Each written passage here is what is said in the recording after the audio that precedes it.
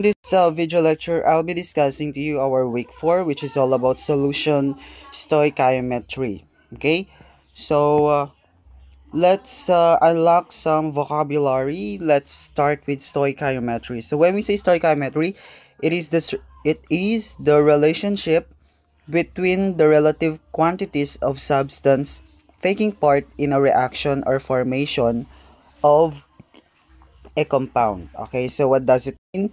So with the use of solution stoichiometry, we could able to compute our desired product.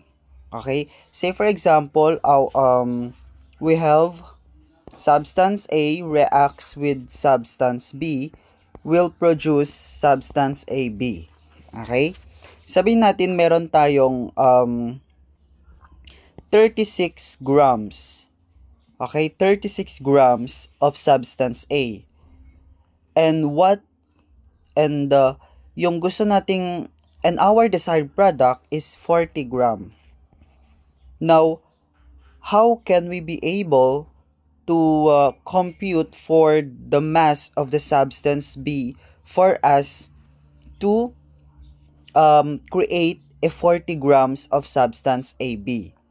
Okay, so that is stoichiometry. It's a solution, it's a problem solving for us to calculate the mass or either volume of products and reactants for us to produce our desired product.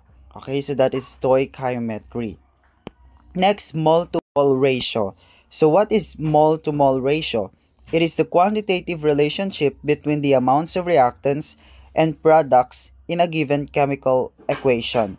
So the same also if the quantity is expressed in moles, now we can see the ratio of the moles in the products and reactants.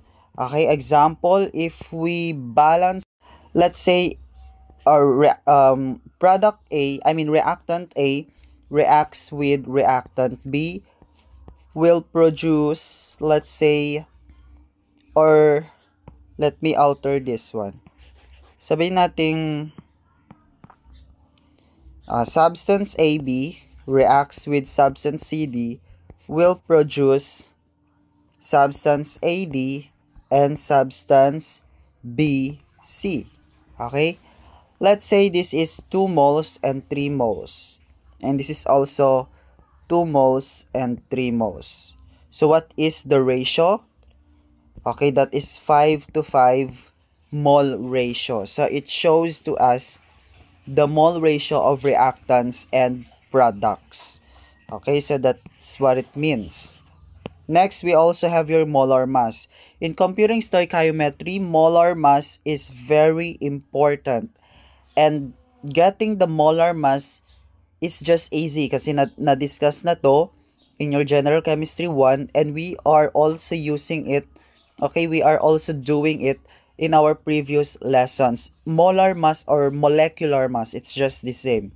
Wherein kinukuha natin yung individual atomic mass ng mga involved element and we multiply it to their respective number of atoms, and after that we will add, diba? We will get the sum of the total mass, and that will be the molecular mass of a given compound, which is needed for our lesson.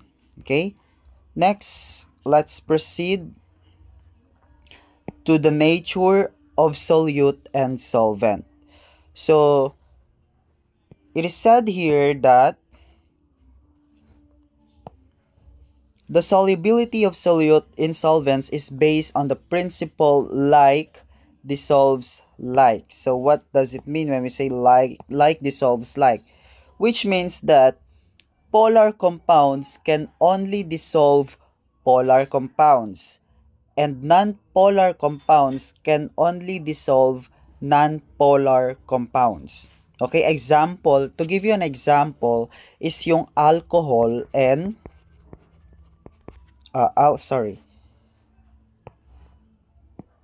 alcohol and water. Okay, alcohol and water. Now, these two substances are considered two substances are considered to be apolar. Okay, which means both of them can be mixed together. Your alcohol can be dissolved with the use of water because both of them are polar. That is what we call, or that is what we are pertaining to with like dissolves like. Kasi pareho silang polar, ibig sabihin, no, they can be mixed together. But how about if we have water and oil? Nami-mix ba tong dalawang to? Diba hindi? Because water is polar and oil is non-polar. Okay? So they are different at hindi sila pwedeng ma-mix. Yun ang sinasabi ng like dissolves like. Ang pwede lang i-dissolve ng polar compound ay polar compound lang din. At ang pwedeng i-dissolve ng non-polar compound ay non-polar compounds lang din. At hindi pwedeng i-dissolve ang polar to non-polar or polar to non-polar or non-polar to polar. So that is what we mean about like dissolves like. Next, we have this what we call particle size. So when we say particle size, smaller particle size of solid solute means there are greater areas exposed to the solvent. To summarize this, diba, it is very evident na kapag ang ating solute ay smaller in size, mas mabilis silang matunaw kumpara sa mga greater particle size. So that is what we call, what we are talking about here.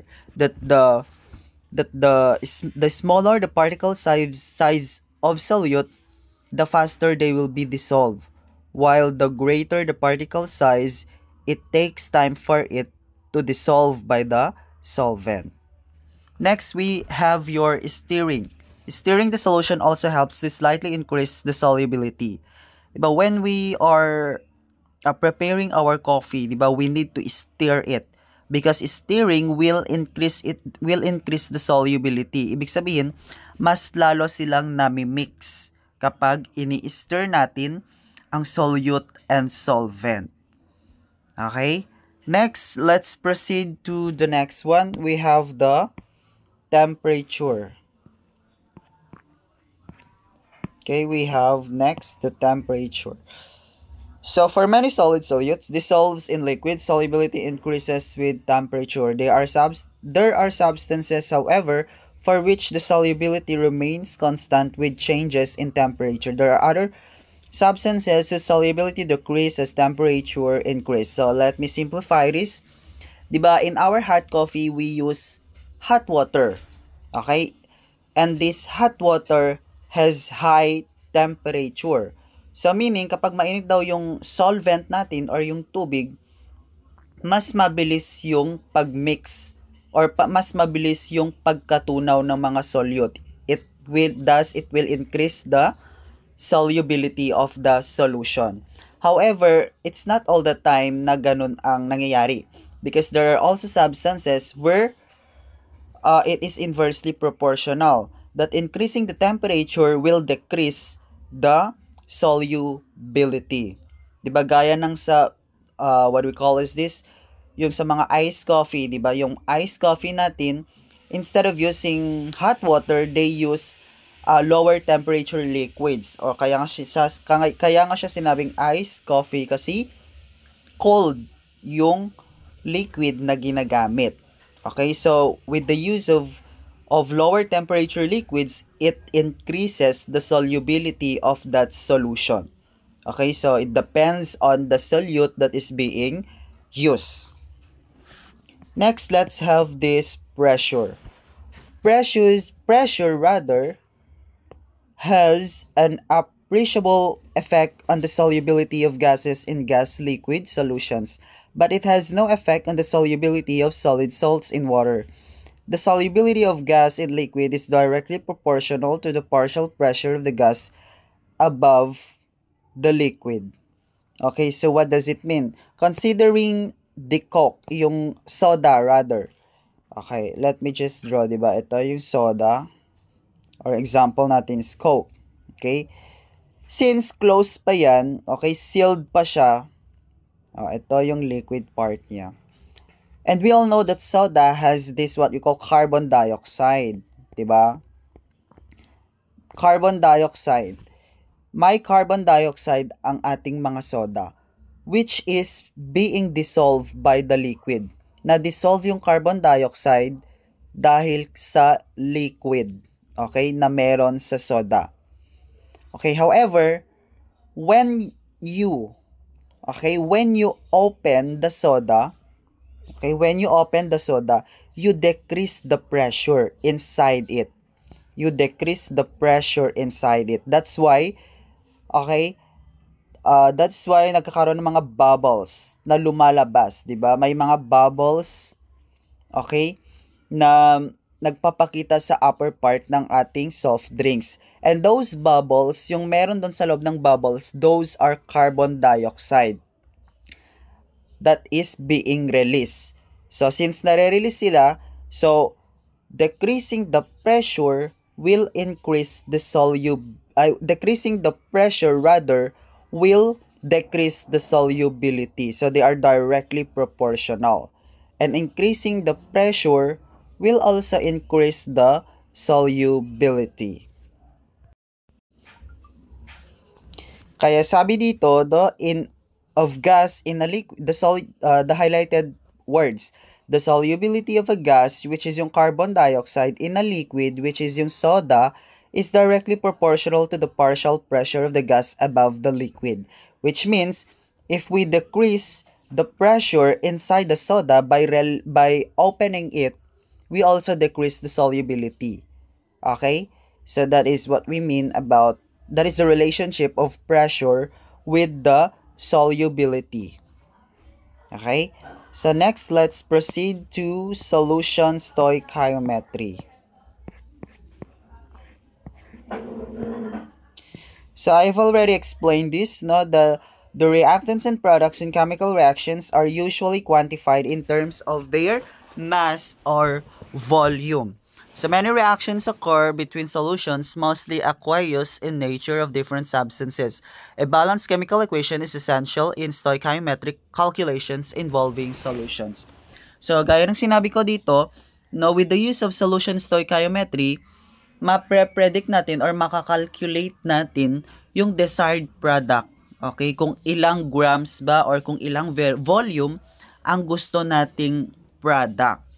Okay, just like in your research, yung mga gumagawa ng experimental, 'di ba? Yung may mga nagmi-mix na mga substance. You can use solution stoichiometry to compute the things that you need to prepare. Kung ilang mass ba, kung ilang volume ba ang kailangan yung i-prepare para makagawa kayo ng desired product. And that is the role or the function of solution stoichiometry. So how will we do this?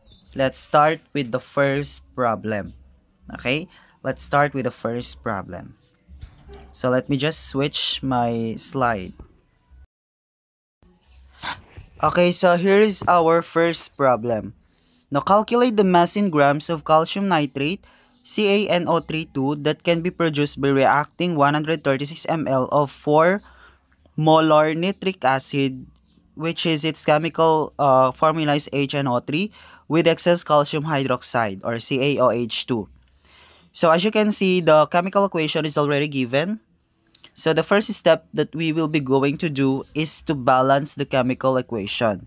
Okay, and I believe it is already expected that you know how to balance chemical equations since it was already discussed to you or presented to you during your general chemistry 1. So how do we balance this? Let's do the trial and error method. Okay, so as you can see, let's start with the first element, hydrogen. How many hydrogen can we see in the reactant sides? 1, and then there's 2 hydrogen here plus 1, that is 3. How about in the product side? We only have 2 hydrogen. So hindi tayo makakaisip ng multiplier kasi odd number sila. So kung ganito yung case, mag-proceed muna tayo sa next element, which is si nitrogen. O ilang nitrogen ang meron sa reactant side? nag-iisa lang, di ba? Sa product side, okay, since naka-open and close parenthesis yan, ibig sabihin, dalawa. Okay, dalawang nitrogen. Dalawang nitrogen, dito, nag-iisa lang. So, saan tayo mag-a-adjust para maging balance? Definitely kay reactant. So, maglalagay tayo ng 2 dito. Okay, since 2 ang merong nitrogen sa product side. Next element, we have your oxygen. So, how many oxygen do we have here sa reactant side? So, oxygen, may 2 dyan. Okay, plus, we have 3 here times 2, 6. So, 6 plus 2, we have 8 oxygen ang meron sa reactant side. How about here? How many oxygen do we have? So, 3 times 2, 6 plus 1 oxygen. So, we have 7. Okay, do we have a multiplier for that? Okay, wala kasi it's odd number. So, let's proceed muna kay Ca. Our Ca has 1. Okay, our Ca has 1. And our calcium also here is 1. Okay, so ibig sabihin, they are balanced. Okay? Yung oxygen, ginawa natin to kanina, pero they are in odd number. Now, let's proceed dun sa una, si hydrogen. Okay, kasi in-skip natin siya. So, ilang hydrogen na ang meron? Meron tayong 2 dito and 2 din dyan. So, we have 4 hydrogen. How about here? We only have 2. So, what multiplier should we put here so that the number of hydrogen in our product will be equal to 4? So, of course, that is 2. So, let's check kung lahat ay balance na. Our hydrogen, 2 dito, tapos 2 dyan, that is 4. 2 times 2, that is 4. Okay ng hydrogen natin. How about nitrogen? We have 2 nitrogen. Okay, we also have 2 nitrogen. That is balance. Next, oxygen. I-check na natin si oxygen since in-skip natin to. 3 times 2, 6. And then we have your 2 here. So, 6 plus 2, 8. How about here? 3 times 2, 6. And we have your oxygen here since this is 1. So, 2 times 1, 2 pa rin siya. So, 6 plus 2, 8. Okay na si oxygen. Calcium, okay na din kasi tigi-isa sila, di ba? We have 1 calcium. We also have 1 calcium in the product side. Okay, we're done with oxygen and hydrogen. So, they are now balanced. So, that is the first step. We need to balance the chemical equation. Next, we have to identify the given values. Okay? So, calculate the mass. Kaninong mass? CaNO3. Okay, lagyan natin ng blank to since siyang tinatanong. So, blank gram. Okay, the mass of calcium nitrate. Yan ang tinatanong. So, ida-dissect natin isa-isa. Next, that can be produced by reacting 136 ml of 4 molar nitric acid. Meron ka daw 136 ml at 4 molar ng nitric acid, which is si HNO3. Saan si HNO3? Ito, di ba? So, isulat natin sa baba niya yung mga given. So, may 136 ml daw to at saka 4 molar. Okay?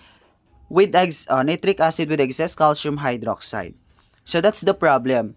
We are tasked to find for the mass of the calcium nitrate. And I have created here mnemonics. Okay? I have created here mnemonics. So, paano gamitin to? Diba may nakikita kayong mga letters which are A and B only. So, anong ibig sabihin nito? Yung A, siya yung may complete na given. Yung B, yun yung unknown. Okay? So, since dalawang involve, si HNO3, tsaka si CaNO3 2, sinang magiging B ba? Sinang magiging B dyan since B is our unknown? Okay, it will be our CaNO3 and this will be our A substance kasi siya ang given. At gagamitin natin yung given to compute for the unknown values. Okay, so anong conversion nito? As you can see, we will be using the volume of the substance A to compute for gram. So that is volume to gram. Okay, volume to gram. At anong mnemonics? First mnemonics, second mnemonics, or third? Saan ba ang volume to gram? Ito, diba? So we will be using this mnemonics. Okay? So paano yan? Ganito lang yan. Okay? So, nakalagay dito, VA, ibig sabihin volume of a substance. So, isulat natin ang volume of a substance. But before that, no, ensure that the volume should be expressed in liter. Because molarity is, what's the unit of molarity? Diba? Mol per liter. So, kailangan laging liter ang mga volume natin.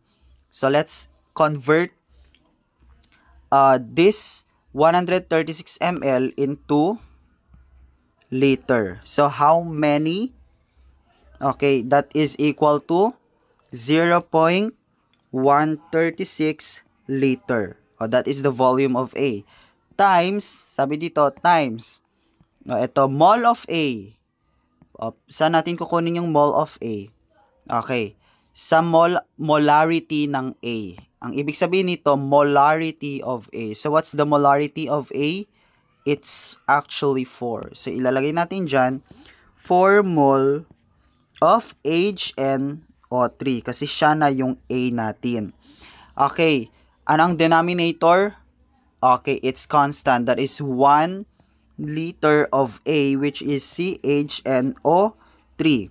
Multiplied by, next, as you can see, may apostrophe or mol prime B. Anong ibig sabihin ng mol prime B? Sino si B ba dito? Diba? Ito. Okay, ibig sabihin ng mol prime B, magbe-base tayo sa kung ano ang coefficient niya. So, since walang coefficient to, automatic 1 yan. Okay, so yan ang ilalagay natin. So, 1 mole of B. Sino ang B? CaNO3 2. Okay, divided by. So, anong denominator? Mol prime A. Okay, sino ang A? Ito, diba? At anong coefficient niya? It's 2. So, yan ang ilalagay sa baba. So, 2 mole of A. Sino si A? HNO3. Okay? And the last one, times. Ito na, diba? Okay. So, ang nasa taas niyan, molar mass of B. MM means molar mass of B. So, kukunin natin yung molar mass ni B. Okay, sino ba ang B? Okay, sorry. Saan na yun? Okay. Sino ba ang B natin? That is CaNO3 2. So, we need to calculate for the molar mass of our substance B. So, meron tayong CaNO3 2. So, let's list all the involved element. We have Ca, we have your nitrogen, we have your oxygen.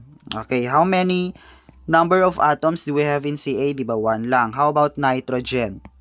Nitrogen. Distribution property, since ang subscript nito automatic may 1, so 1 times 2, that is 2. So, ang nitrogen natin, meron tayong 2 atoms.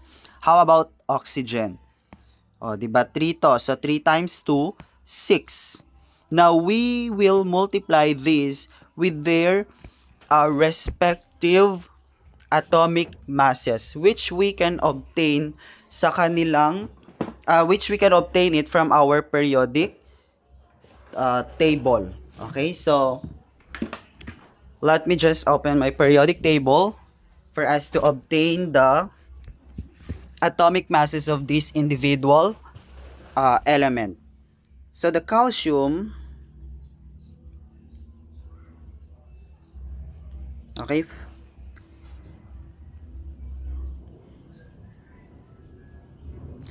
ang calcium meron siyang 40 gram. nitrogen is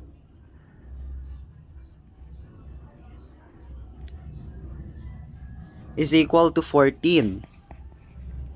And our oxygen, that is definitely 16. Okay? So we multiply it, we have 40 gram. 14 times 2, we have 28. And then 16 times 6, we have 96. And then we add those 40 plus 28 plus 96, meron tayong 164 gram. So yan ang molar mass or molecular mass na ilalagay natin sa numerator, since yan ang meron sa ating mnemonics. So ilagay na natin 164 gram of B. Sino ba ang B? So CaNO3 2 divided by, anong nakalagay dito? This is constant again, di ba? 1 mole of B. So kopyahin lang yan. So 1 mole of B, which is CaNO3 2. Okay, so let's input this whole in our calculator. So 0.136 times 4 divided by 2 times 164. So the answer is 44.61. So what's the unit? Ano ba maka-cancel? We cancel liter. We also cancel the mole. Okay. The same also with the upper parts. And anong natira? That is gram of CaNO3. So that is our final answer. That is the mass that can be produced. Okay, if we have this preparation, or if we have this volume and molarity of the first reactants, then definitely we can produce a total mass of calcium nitrate, which is equal to 44.61. So that is how we do it. So you have the mnemonics here. You just have to memorize it. Tatlo lang naman to. So first, second, third. Volume to gram, volume to volume, volume to molarity. Okay? So let's do the second mnemonics. Or let's have an example converting whereas yung mga given ay volume, gagamitin natin yung volume, tapos ang hinahanap din ay volume ng product. So, let's proceed to our next example. Okay, I hope you will take a screenshot of this because I will be going to erase na.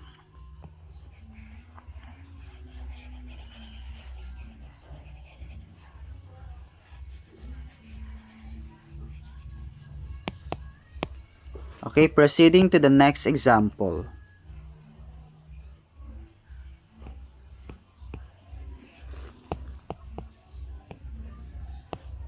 Okay, this one.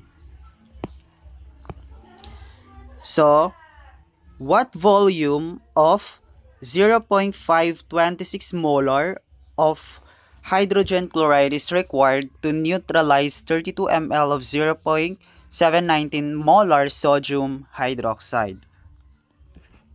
Sinang sodium hydroxide dyan? Okay, ang sodium hydroxide, ito. Okay? And this is our HCl. So, the same, let's balance first the, what we call is this, let's balance first the chemical equation. Ilang hydrogen ang meron sa reactants? We have 1, we also have 1. So, there are 2. How about the products? We have 1 and 2. Okay, tama na siya. Hindi na natin gagalawin. How about chlorine? Chlorine, meron lang isa. Meron ding isa dito. Okay, that's correct. They are balanced. How about sodium? We have 1 sodium. We also have 1 sodium. That is correct. How about oxygen? We have 1 oxygen. We also have 1 oxygen. So, they are actually balanced na. So, since balanced na siya, proceed na tayo sa next step.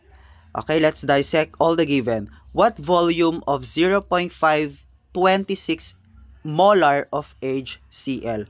So, anong tinatanong? Volume ni HCl. So, blank, okay, liter. 'Di ba? Volume ni HCl.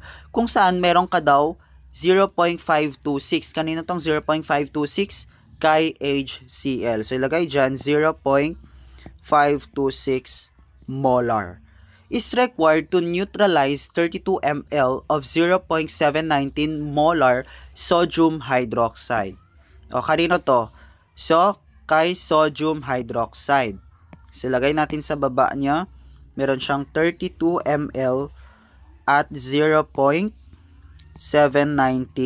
molar. So, sinong magiging A at sinong magiging B? Diba B yung unknown? So, sino bang unknown? HCl. So, itong magiging B natin. At itong magiging A. Kasi kompleto siya ng given. Meron siyang volume, meron din siyang molarity. So, ano ang conversion? That is volume to volume. So, anong gagamiting mnemonics? That is the second one. Ito, diba? Volume to volume. So, let's start. But before that, just like what I've said, kailangan liter. I-convert muna natin to sa liter. I believe you already know how to convert ml to liter. So, this is equal to 0.032.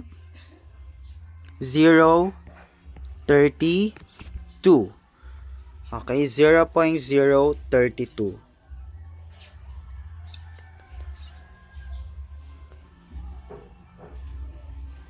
So, this will now be in liters. Okay, so let's check our mnemonics. Okay, volume of A. What is the volume of A? Yan, diba? So, we put 0.032 liter times. Anong next? Mole of A. Okay, mole of A. Ano ang mole of A natin? Molarity. Molarity of A. Okay, yan, diba? 0.719 mole. Which is all over 1 liter of A. Okay, sino yung A natin? NaOH. So, ilagay dyan, NaOH. Times. Okay, next, we have the prime. Mole of B. So, magbe-base tayo sa kanilang coefficient. Okay, anong coefficient ni HCl? Since wala automatic, may 1 dyan. So, lagay 1 mole of B, which is si HCl. And sa denominator, anong meron sa denominator? Mole of A. So, anong coefficient ni A? That is 1. So, 1 mole of NaOH times, okay, anong nasa taas? 1 liter of B. So, constant siya. So, ilagay lang 1 liter of B. Sino ang B natin? NaOH. At yung nasa baba, molarity of B. O, anong molarity ng B? Molarity ng B, that is 0.526 molarity. Okay? So, okay na. So, let's cancel liter. Let's cancel mole. And we will also cancel the molarity. Okay, mole or molarity, they are just the same. It's just that yung molarity natin, that is in every 1 liter, which is nasa taas. Okay, so, anong magiging sagot? So, 0.032 times 0.719, okay, times 1 divided by 0.526. Okay, the answer here is equal to 0.044. Okay, or 0.04 if that is in 2 decimal points. So, anong magiging unit? That is liter of NaOH. Okay, so that is the volume of HCl that is needed to neutralize this second reactant para makapag-produce tayo ng ganitong tigwa 1 mole ng sodium chloride, and water. So that is how we do the second problem. Okay? So take a screenshot before I erase it.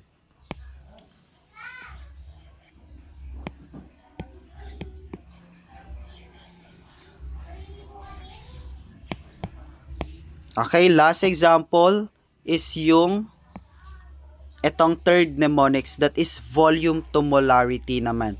Volume yung given, of course, usually volume ang ginagamit natin, di ba? Ang ano naman ay yung molarity. Okay, so let me just drag our third problem.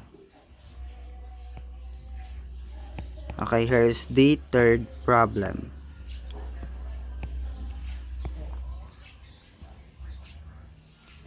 So,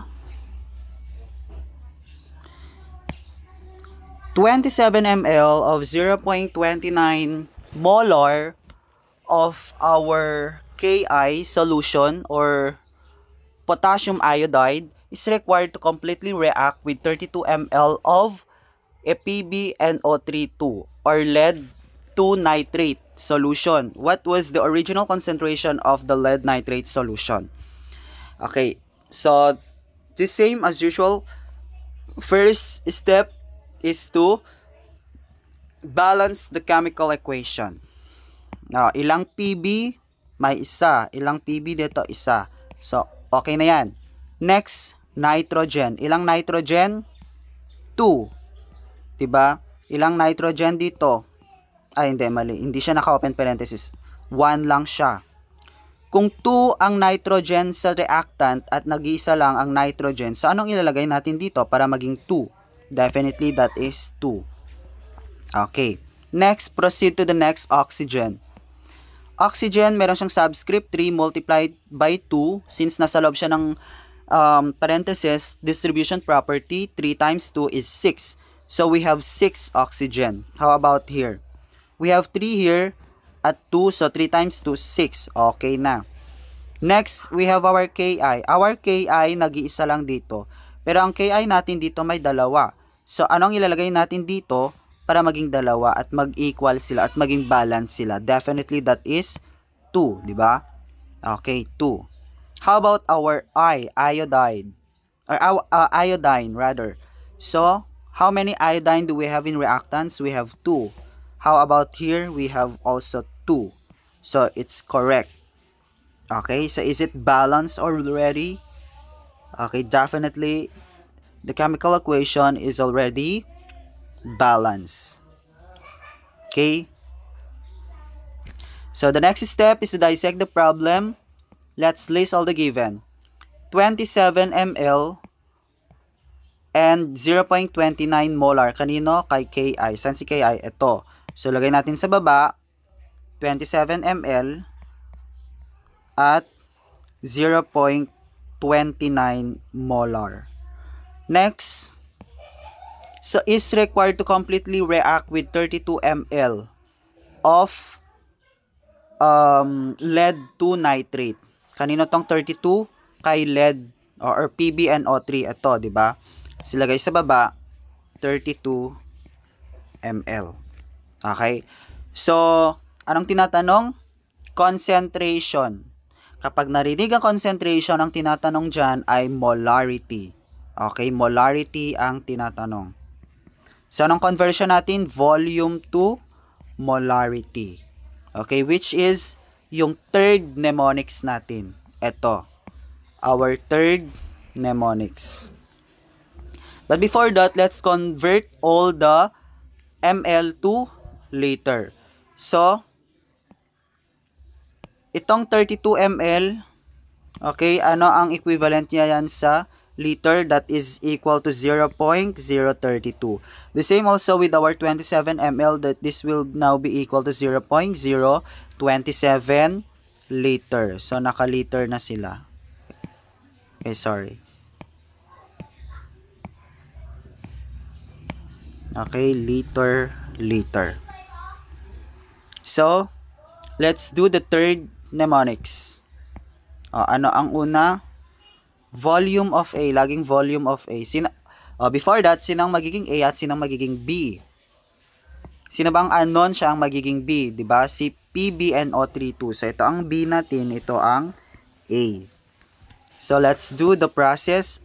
Volume of A, our A is, anong volume niya? 0.027. So, 0.027 liter times mole of A. So, mole of A, sino ang mole of A? Yan. 0.29. Silagay dyan, 0.29 mole of A. Sino ang A? Ki. Okay? Divided by the constant 1 liter of A, which is si Ki. Times, ano ang next? Prime. So, sa coefficient tayo magbe-base. So, what's the coefficient of B? Okay, since wala automatic, may 1 dyan. So, lagay dyan, 1 mole of PbNO3 2 divided by, ano nasa baba? Mole of A. Sino ang A? Ito, diba? So, anong coefficient niya? That is 2. So, 2 mole of Ki. Okay, and the last one, ito na. Times 1 ang nasa taas. Constant. Okay? Anong nasa baba? Liter of B. Volume of B. So, what's the volume of B na given? 0.032 liter. Okay? 0.032 liter. Okay. Actually, this is 1 mole of, okay, that is 1 mole of B. So, pakitdagdag 1 mole of B. Sinong B natin? PbNO3 2. Okay, the same also with the denominator, PbNO3 2. Okay, so what's the answer?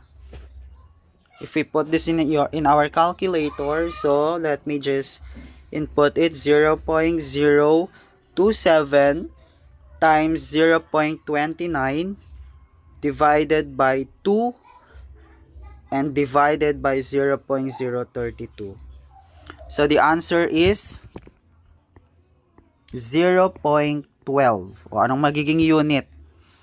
Okay, so we cancel liter. We have your mole Ki and mole of Ki. And then okay, mole of Ki. The same also with here, this will now be cancelled. Now, di ba, sabi natin, the unit of mole is mole per liter. Okay? So, this will now be mole per liter, or 0.12 capital M. So, that's the answer. At kanino to? So, si PbNO3 2. Okay? So, that's the answer for this problem.